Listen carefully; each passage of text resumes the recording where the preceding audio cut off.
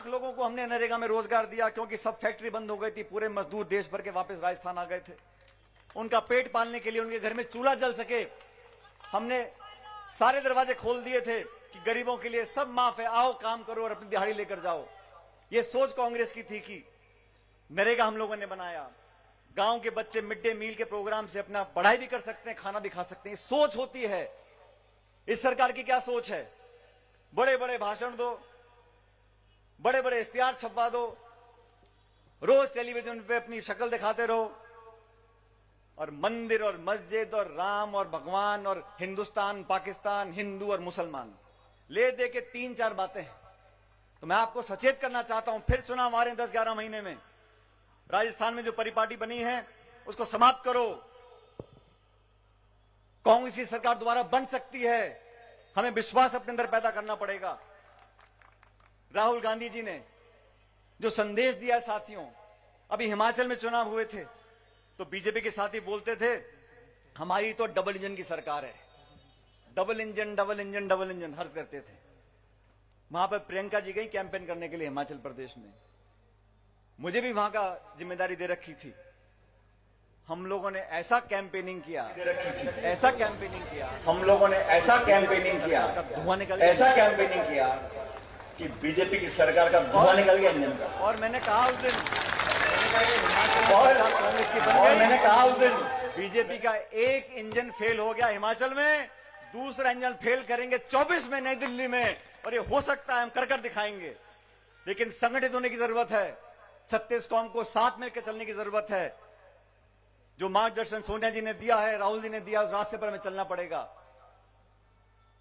लेकिन जो लोग भ्रष्टाचार में लिप्त थे, जिनको बेनकाब कर हम लोगों ने सरकार बनाई राजस्थान के अंदर, उन लोगों को बख्शेंगे तो जनता हमारी बात पर विश्वास, उन लोगों को बख्शेंगे तो जनता हमारी बात पर विश्वास नहीं करता। लेकिन जो प्रमाण है, जो हमने आरोप लगाए, मैं दुश्मनी की बात नहीं करता, तमाम कांग्रेस, लेकिन जो प्रमाण है, जो हमने आरोप लगाए थे, सब तमाम। पिछली सरकार बनी थी कांग्रेस की, तो हमने एक माथुर आयोग बनाया था वसुंधरा जी के कार्यकाल में, जो भ्रष्टाचार हुआ उस पर जांच करने के लिए। दुर्भाग्यवश वो आयोग भी कुछ नहीं कर सका और 5 साल बीत गए। अभी भी 4 साल निकल गए। जिन लोगों ने धोखा दिया, जिन लोगों ने बड़े बड़े कांडों को अंजाम दिया, जो भ्रष्टाचार में लिप्त थे, जिन पे पूरी कांग्रेस पार्टी ने सामूहिक रूप से आरोप लगाए थे, समय आ गया कि दूध का दूध और पानी का पानी हो जाए। कि मेरे नौजवान साथियों, जैसा मन से बोल रहे थे, इस विधानसभा क्षेत्र से बोल रहे थे, इस विधानसभा क्षेत्र से 30 साल कांग्रेस पार्टी जीती नहीं है। लेकिन ये मौका आने वाला है।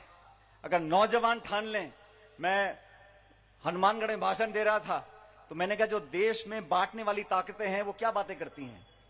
वो जाति की, धर्म की, भाषा की, प्रांत की वो बातें करते ताकि लोगों को बांट सके। लेकिन अगर इन बाधाओं को लांघना है तो जो नौजवान है वो जाति पाति पर फर्क नहीं पड़ता, वो आगे की सोच सकता है। और जो किसान है, जो हल चलाता है, ट्रैक्टर चलाता है, अनाज पैदा करता है, उसकी कोई जाति नहीं है। वो अगड़ा है, पिछड़ा है, किस बिरादरी का है, किस जाति का है, कोई फर्क नहीं पड़ता, हमारा अन्नदाता है। तो जवानी और किसानी, और यहां महिलाएं बैठी, हमारी जनानी, ये वो लोग हैं, वो संस्थाएं हैं जो हमारी जनानी के सब, ये वो लोग हैं, वो संस्थाएं हैं जो मैं आह्वान करना चाहता हूं साथियों, किसानों की आवाज बुलंद करने के लिए, आह्वान करना चाहता हूं साथियों, नौजवानों को अधिकार दिलाने के लिए। राजस्थान की ये मिट्टी मेरे माथे का चंदन है और आपके स्वाभिमान और सम्मान से कभी समझौता नहीं हम होने देंगे। मैं आपको वादा करता हूं, स्वाभिमान और सम्मान से कभी समझौता नहीं हम होने देंगे। मैं आपको वादा करता हूं, आप लोगों के स्वाभिमान के लिए, आप लोगों के अधिकारों के लिए, राजस्थान के अस्मिता के लिए, आप लोगों के स्वाभिमान के भविष्य के लिए जो भी करना पड़ेगा, हम पीछे नहीं हटेंगे। कंधे से कंधा मिलाकर आपके साथ आगे बढ़ते रहेंगे। आप लोगों ने हमेशा प्यार दिया और पाली और बाली के लोगों ने, मारवाड़ के लोगों ने, दिलेर लोग हैं, छाती ठोक कर बात करते हैं। मुझे फक्र है आप सब लोगों के ऊपर, मुझे नाज है मेरे नौजवानों के ऊपर कि आपका आशीर्वाद इन बाहों को ताकत देता है। हम भी आपके साथ लेकर संघर्ष करेंगे, आगे बढ़ते रहेंगे, लेकिन अपना शीश कभी नहीं झुकाएंगे। आपके सम्मान के लिए हमेशा संघर्ष करते रहेंगे।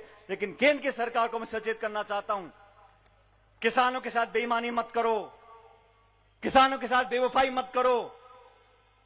किसान किसी के भीख के भूखे नहीं हैं। किसान को सिर्फ न्याय दो, उसकी मेहनत का मुआवजा दो, और जो फसल मंडी में बिकती है उसको आप खरीदो। अगर आप देश भर में पैसा बांट सकते हो तो आपका जो पेट पालते हैं, जो अन्नदाता है, जो दूध दाता है, उसके लिए आपकी जेब क्यों नहीं खुल सकती है?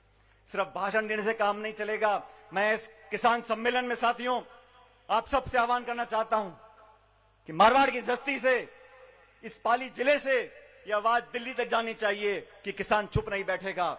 मैं मांग करता हूं, ये प्रस्ताव रखता हूं इस सम्मेलन के अंदर कि केंद्र सरकार को बहुत जल्द, अति शीघ्र एमएसपी पर कानून बनाना चाहिए ताकि किसान को उसकी फसल का उचित मुआवजा मिल सके मंडियों के अंदर। अगर मेरे प्रस्ताव को आप सही मानते हो तो दोनों हाथ खड़े कर यहां पर मुझे प्रस्ताव को पारित करो। दिल्ली की सरकार किसान जब आगे बढ़ेगा, हमारी मांगों के सामने बड़ी संगठित होगा, आगे बढ़ेगा, हमारी मांगों के सामने कोई बड़ी। धन्यवाद करना चाहता हूं, इतनी बड़ी संख्या में आप यहां पर आए हो। आने वाला समय आपका हमारा है।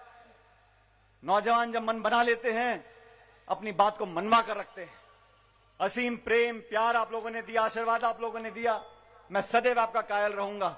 और एक बार पुनः आपको आश्वासन देकर जाता हूं, जब जब मेरे साथी, मेरे किसान, मेरे नौजवान मुझे याद करेंगे, पाली और बाली में आप मुझे अपने साथ खड़ा पाओगे। इस बात का आपको वादा कर जाता हूं।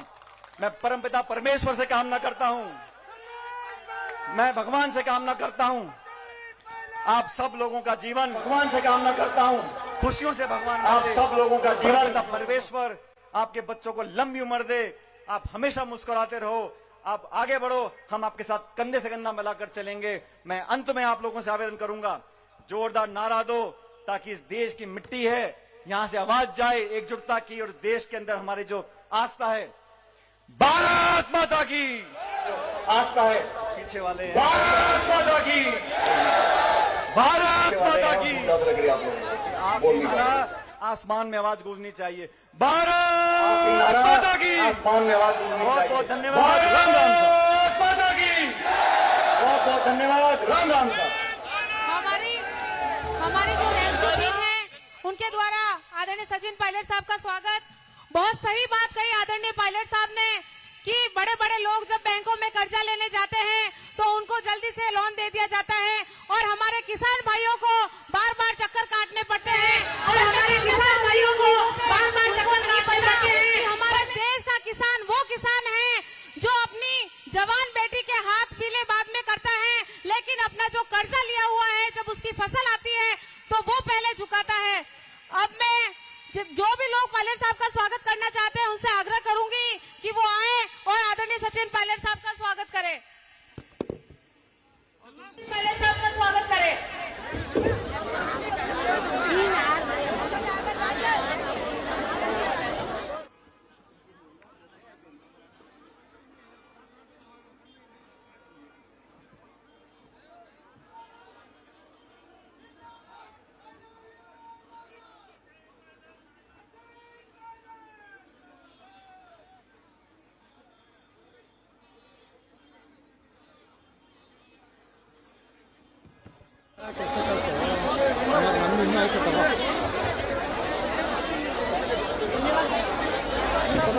धन्यवाद भाषण के लिए मैं आग्रह करूंगी आदरणीय चुनीलाल चावला साहब से। धन्यवाद भाषण के लिए मैं आग्रह करूंगी, धन्यवाद और आभार प्रकट करें। बंद करो भाई। भारत माता की, भारत माता की। आदरणीय पायलट साहब का बहुत बहुत धन्यवाद। आदरणीय पायलट साहब का आपने बहुत बहुत धन्यवाद। बहुत बहुत साधुवाद आपने इसके लिए पाली की जनता को समय दिया, इसके लिए